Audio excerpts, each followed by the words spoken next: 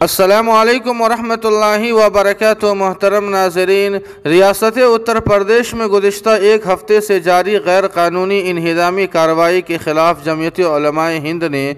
گزشتہ دنوں supreme court of India سے رجوع کیا تھا اور بلڈوزر کی کارروائی پر اسٹے اور خاطی افسران پر کارروائی کا بھی مطالبہ کیا تھا، جس کے بعد گزشتہ شام جاری کی گئی فہرست میں جمعیت علماء کی پیٹیشن کو بھی شامل کر لیا گیا تھا اور آج اس پیٹیشن پر سماعت بھی ہوئی ہے۔ آپ کو بتلا دیں کہ دوران سماعت جمعیت علماء ہند کے سینئر وکیل منتیا راما کرشنن نے کہا کہ سپریم کورٹ کی جانب سے ماضی میں انہدامی کارروائی پر نوٹس جاری کیے جانے کے بعد بھی غیر قانونی طریقے سے انہدامی کارروائی کی جا رہی ہے، جن پر روک لگانا بہت ضروری ہے۔ نیز ان افسران کے خلاف کارروائی کی جائے جنہوں نے قانون کی دھجیاں اڑا کر مسلمانوں کے املاک کو نقصان پہنچایا ہے۔ جمعیت علماء ہند کے وکیل نے مزید دلیل دیتے ہوئے کہا کہ قانون کے مطابق کسی بھی طرح کی انہدامی کارروائی سے 15 دن پہلے نوٹس دینا ضروری ہوتا ہے۔ نیز Uttar Pradesh building regulation act 1958 کے دفعہ 10 کے مطابق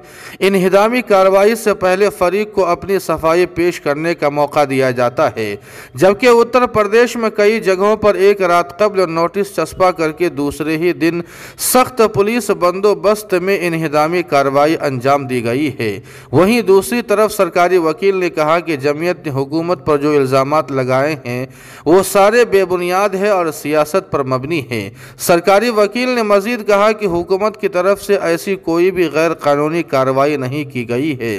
جس میں کسی بھی خاص مذہب کے لوگوں کو نشانہ بنایا گیا ہو، اور جن کے گھروں پر بلڈوزر چلایا گیا ہے ان پر Uttar Pradesh building regulation act 1958 کے تحت ہی کارروائی کی گئی ہے، جس میں ان تمام لوگوں کو نوٹس پہلے ہی جاری کیا جا چکا تھا، اس کے بعد ہی انہدامی کارروائی کی گئی ہے۔ آپ کو بتلا دیں کہ دونوں فریق کے دلائل سننے کے بعد سپریم کورٹ نے یوپی حکومت کے نام نوٹس جاری کرتے ہوئے 3 دن کے اندر حلف نامہ داخل کرنے کا حکم دیا ہے، جس کے بعد سپریم کورٹ اس معاملے پر سماعت کرے گا۔ فی الحال سپریم کورٹ نے کہا ہے کہ جو بھی کارروائی ہو وہ قانون کے